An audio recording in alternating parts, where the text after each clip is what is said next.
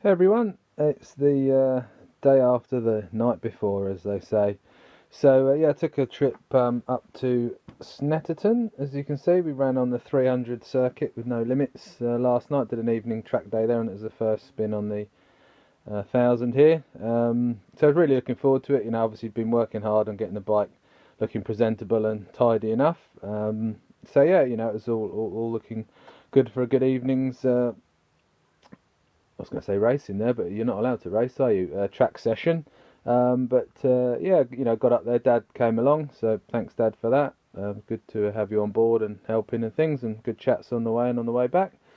Anyway, we arrived and you know, got unloaded, got the generator fired up as we're in the upper paddock, so there's no power. So got the Jenny fired up, tyre one was on, set the pressures, fueled the bike up, and let her warm up, and all was good. So I did two sighting laps. I'll just move along here because it's a bit boring staying still. Um, I did two sighting laps, and yeah, the bike was running well, pulling well. The first time for me on 1000, so that was a bit of an eye opener when I went down the back straight for the first time. But yeah, I think I saw 148 or 9 on the clock first lap, which was quite exciting. And then yeah, second lap.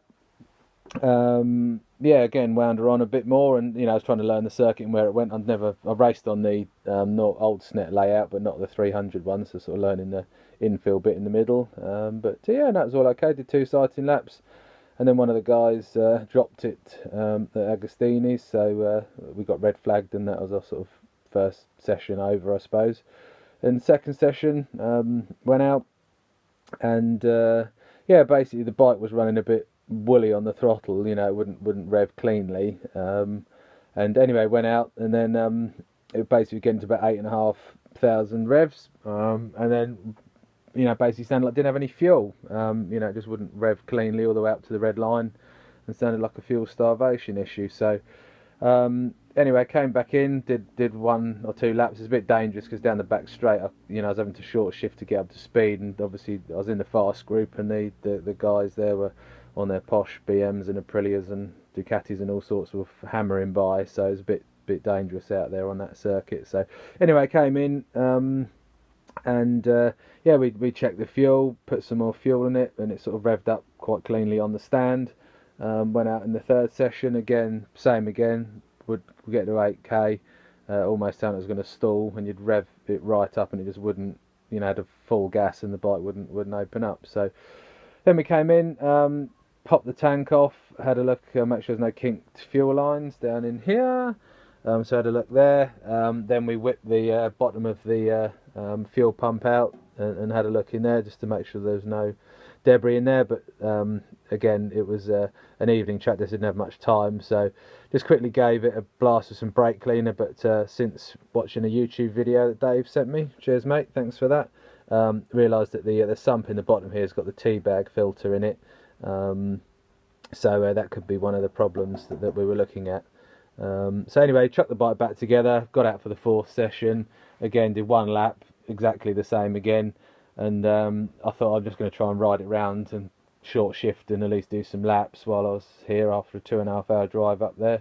But anyway, yeah, then the rain came, guys slipped off, and that was red flagged, and that was our evening done. It's a bit of a crappy night overall, a bit fed up with it, but you know, that's bikes and motorsport for you, I suppose.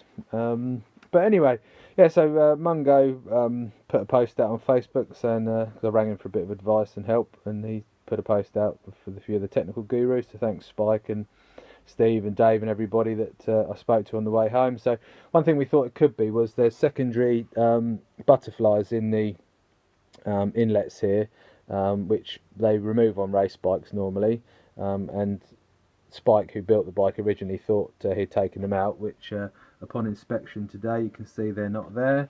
The rod's still there and the sensor's there, so when you switch ignition on it still rotates and things. So that was one thing we thought could be an issue, that these were jammed and blocked and obviously not letting enough air in at the higher RPM, and not letting the bike rev out. So we think it's a fueling issue. So next job is to take the tank off, totally strip down the fuel pump, get to the T-bag filter in the bottom, inspect that, and hopefully that's full of crap and gunge, we can clear that out, probably put a new filter on it, and then we'll pop it back together and give it a run, and hopefully that will sort it, and then we'll be back in business again.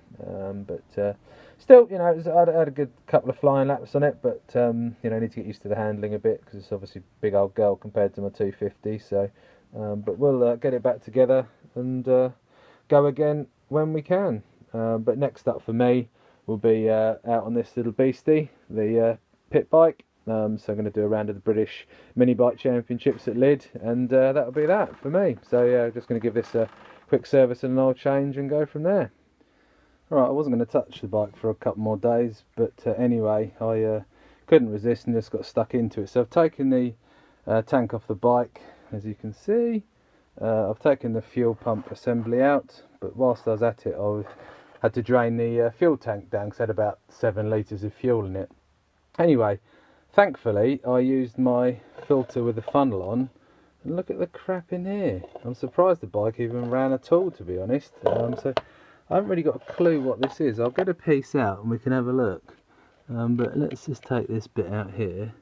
When you kind of touch it, it kind of breaks up and goes all like, you can kind of see that on my fingers. It's kind of like a gel type thing, which is bizarre. So that was all sitting in the fuel tank. So God knows what the little tea bag filter in the bottom here looks like. So I think that's our problem identified. So obviously frustrating as it was last night, but I think we've got a fairly easy fix by the looks of things. So I'm going to flush the tank out, you know, a couple of times, get it all looking spotless, and kind of keep checking it through the filter there and looping the fluid over, and then we'll strip this down and have a look what's in there. But hopefully for no money we can clean this all up and get it back running again, and hopefully the bike will be on song for next time. Sorry, just thought I'd mention the tank while we're on the subject. So yeah, a couple of tyres are useful to stop the tank getting scratched, and in here, I don't know if you can see that, there is a little round something there and some more crud, as you can see. So I'm going to try and get that little thing out. Looks like a kind of little magnet or something strange. So God knows how that's got in there. But anyway, we'll get it cleaned out and carry on. Right, so my young lad Miles has got small hands. I put a rubber glove on his hand, and he got in the fuel tank and fished this out. And upon closer inspection, I don't know if you can see if it's going to focus or not. Oh, there you go. It's the data tag thing in the bloody fuel tank, which is weird. So that was all that rattling about when I was shaking the fuel out the can. So that is bizarre. So anyway, that's out, and time to get cleaning things up.